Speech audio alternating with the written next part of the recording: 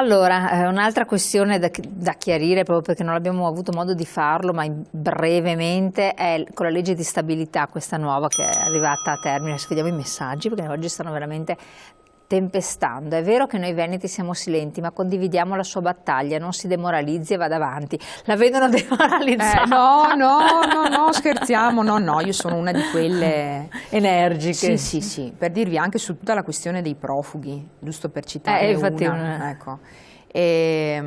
Anche lì ero nei tavoli dove in qualche modo potevamo dire la nostra come comuni. E io ho chiesto anche nei confronti prefetti piuttosto che nei confronti dello Stato centrale delle regole. E la risposta?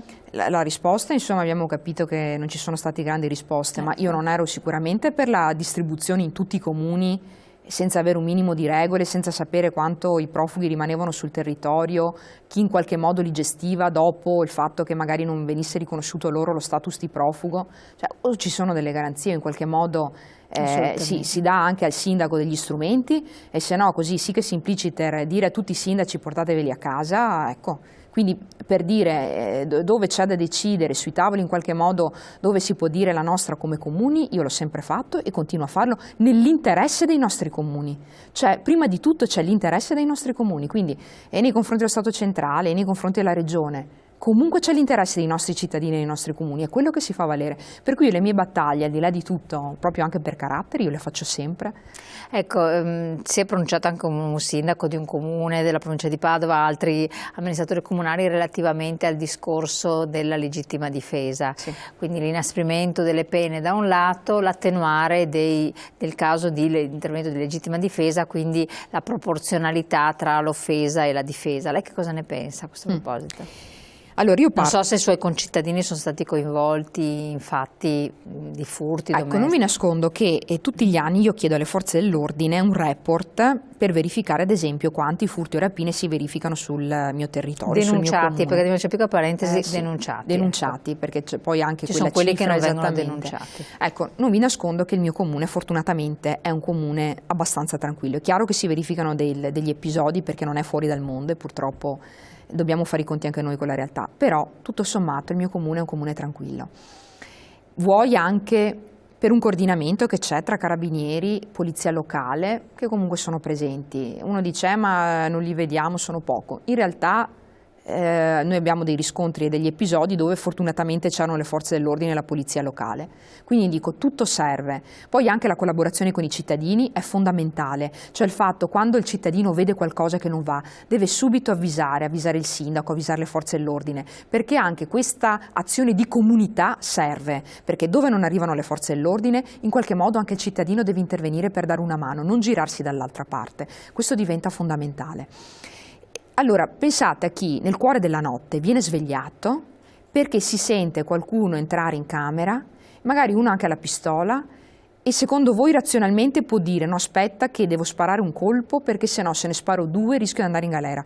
Secondo me sei talmente preso dall'angoscia, dal panico per salvare te, i tuoi figli, la tua proprietà, che spari senza pensare. Allora, il concetto di eccesso di legittima difesa, cioè quando si va oltre l'attività di difesa personale, non può essere mantenuto così com'è.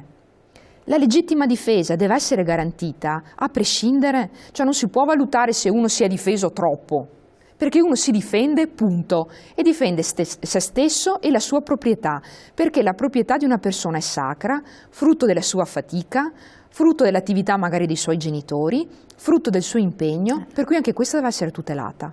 Ecco, invece c'è la tendenza a considerare la proprietà un qualcosa, un valore che si va perdendo, in altri paesi in realtà proprio è sacra e inviolabile. Perché viene ad essere un'emanazione della persona la proprietà, sì. Non è una cosa staccata.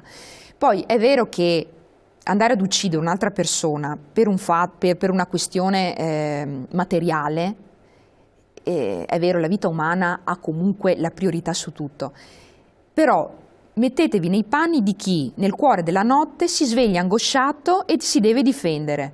Non può essere giudicato perché si difende troppo, perché uno si difende, punto, e quindi per questo non deve essere condannato e soprattutto non deve essere previsto un risarcimento per un ladro che viene a casa mia, che tenta di portarmi via le mie cose e che magari non so, cade e si rompe una gamba e lo devo anche risarcire perché è venuto a casa mia e si è fatto del male. Non esiste risarcimento ad uno che tenta di commettere un reato a danno mio. Cioè deve essere veramente eliminata questa fattispecie. Le pene di fatto sembrano essere veramente esigue, perché che senso ha parlare se è legittimo difendersi? Ovvio che sì, piuttosto che parlino del fatto che lo Stato non garantisce più la mia sicurezza, altrimenti non ci sarebbe il problema. E questo è un altro dato di fatto, effettivamente. Allora, perché quello che c'ho, le pene sono veramente pene esigue e viene messo si è liberato subito, non c'è eccesso di fronte alla salute di mio figlio, io sparo. Cioè, è ovvio che sia così, è ovvio che sia così, perché noi pensiamo che sia tutto razionale, invece non è tutto razionale. Mettiamoci nei panni che può capitare a qualsiasi persona di dormire la notte, di essere tranquillo sul tuo letto, ma anche se, e di essere svegliato. Anche se sei alle 6 di pomeriggio a casa tua. Verissimo. E uno ti entra in casa, io credo che una persona prenda una tal paura, ma anche il fatto stesso che un comune cittadino, una donna, una signora anziana, un uomo, come è successo, prende 2 pugni sul viso, cioè non è abituato a prenderli perché non è un delinquente. Cioè il trauma che subisci è talmente devastante che è imparagonabile al tipo di reazione che uno potrebbe fare. Se, secondo me, si sa, diventa la legge dello Stato, che la proprietà è inviolabile, uno ci deve pensare 20 volte, una volta che lo fai ti assumi tutti i rischi e pericoli di una pena che deve essere più severa, a un certo punto severissima, e di un fatto che un cittadino è legittimato a difendersi.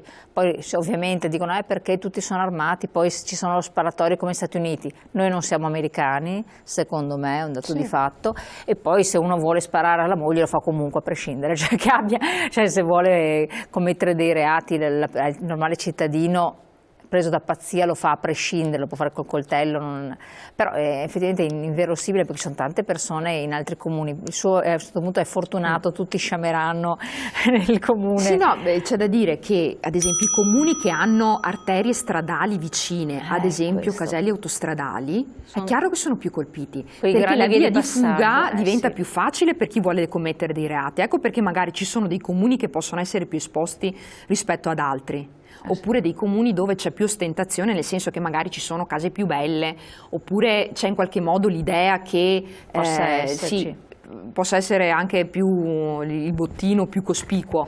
È evidente che questo induce magari di più, ecco perché magari ci possono essere differenze tra un comune e l'altro. E poi secondo me anche il fatto che comunque ci siano le forze dell'ordine, che ci siano le stazioni di carabinieri che in qualche modo sono dei presidi sul territorio, anche questo in qualche modo è una forma di deterrenza. Poi è arrivato un altro messaggio che diceva appunto che aveva subito 5 furti. Pensa a te. 5 furti e che doveva chiudere il negozio, l'attività, e intanto i ladri che godevano della refurtiva. È anche questo di ingiustizia sociale che è abbastanza forte. Siamo arrivati al termine. Della legge di stabilità non abbiamo parlato, magari dedicheremo un altro capitolo, quindi le ripercussioni che ci sono, le conseguenze e tutto, però abbiamo già spremuto sufficientemente Elisa Venturini, sia come sindaco che come anche amministratore provinciale e rappresentante dell'ANCI, a sufficienza per tutti i temi che abbiamo affrontato. Grazie di essere stata qui con noi, speriamo di averla presto nostra ospite. Grazie a voi di averci seguito e di aver partecipato con tutti i messaggi, che speriamo di aver letto tutti. Quelli che arriveranno dopo casomai li gireremo o li risponderemo successivamente. Grazie ancora, buon proseguimento.